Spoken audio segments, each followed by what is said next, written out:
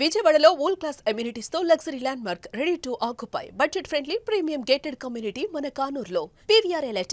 హైదరాబాద్ని గ్రీన్ హైదరాబాద్ దిశగా నడిపించేటువంటి ప్రణాళికల్ని టీజీఎస్ఆర్టీసీ భుజాన వేసుకుంది. ఎందుకంటే ఈ మధ్యనే మనం చూసాం, మూసి వరదలు పోటెత్తినటువంటి నేపథ్యంలో ఇమ్లీబన్ బస్ స్టాండ్ మునిగిపోయినటువంటి పరిస్థితులు చూసిన తర్వాత హైదరాబాద్ నగరంలో ప్రతి చోట బస్ స్టాండ్ని ఏర్పాటు చేయాలనేటువంటి ఒక నిర్ణయం తీసుకుంది. దీనికి సంబంధించి గ్రేటర్ హైదరాబాద్ పరిధిలో 12 చోట్ల బస్ స్టాండ్లని ఏర్పాటు చేసేందుకు ఆర్టీసీ ప్రతిపాదనని రాష్ట్ర ప్రభుత్వానికి పంపింది. దీనికి ప్రధానంగా 2 కారణాలను మనం చూడాల్సి ఉంటుంది. గ్రీన్ పవర్ గురించి పదే పదే రాష్ట్ర ప్రభుత్వాలు మాట్లాడుతున్నాయి. ఇందులో భాగంగానే 2800 డీజిల్ బస్సుల్ని హైదరాబాద్ సిటీలో నిర్మూలించారు ఆర్టీసీ అధికారులు. ముఖ్యంగా రాష్ట్ర ప్రభుత్వం తీసుకున్నటువంటి సంకల్పం రీత్యా దీనిపైన ఒక నిర్ణయం తీసుకున్నారు.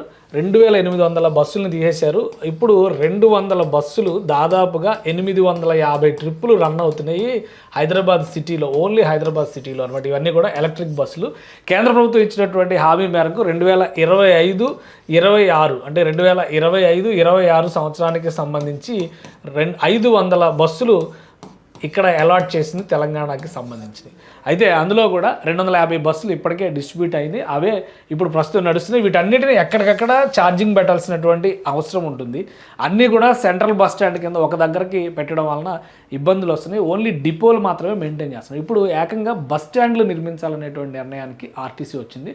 ఇందులో భాగంగా హైదరాబాద్లో, ముఖ్యంగా హైదరాబాద్ సిటీ స్వరూపాన్ని ఒకసారి మనం చూస్తే కనుక ఇది ఔటర్ రింగ్ రోడ్డు పరిధిలో ఉన్నటువంటి హైదరాబాద్ నగరం. సో ఇందులో ఒక పాయింట్ అంటే ఇక్కడ ఈ కోర్ ఏరియాలో ఇమ్లీబన్ బస్ స్టాండ్ ఉంది. ఇక అటు ఇటు చూస్తే కనుక ఇటు హయత్ నగర్ బస్ స్టాండ్ కావచ్చు, ఇటు ఉప్పల్ కావచ్చు, అలా ఇటు జేఎన్టీయూ దగ్గర అంటే కేపీహెచ్బి కానీ ఇట్లా రకరకాల ప్లేసెస్లో ఉన్నాయి. సో ఇప్పుడు ఇక మీదట రాబోయేటువంటి రోజులు, ఎందుకంటే హైదరాబాద్ బస్ స్టాండ్ అనగానే మనకు ఓన్లీ గౌలిగూడ బస్ స్టాండ్ గుర్తొచ్చేది ఇదివరకు. ఇప్పుడు అది పూర్తిగా స్వరూపం మారిపోయి ఇమ్లీబన్ బస్ స్టాండ్గా అభివృద్ధి చెందింది. ఎంజీబీఎస్ అని చెప్పని దాన్నే పిలుస్తున్నాం, మహాత్మా గాంధీ బస్ స్టాండ్ అనేటువంటి ఉద్దేశంతో. ఇప్పుడు నగరంలో 12 పాయింట్లని ఆర్టీసీ అధికారులు గుర్తించారు. ఈ 12 పాయింట్లో కూడా బస్ స్టాండ్లు నిర్మిస్తారు. అక్కడ బస్సుల ఛార్జింగ్ పాయింట్లు ఏర్పాటు చేస్తారు. రాబోయేటువంటి రోజుల్లో గ్రీన్ ఎనర్జీస్ని ఎక్కువగా ఉపయోగించాలంటే దీన్ని డీసెంట్రలైజ్ చేయక తప్పదు అనేటువంటి అభిప్రాయానికి ఆర్టీసీ వచ్చింది.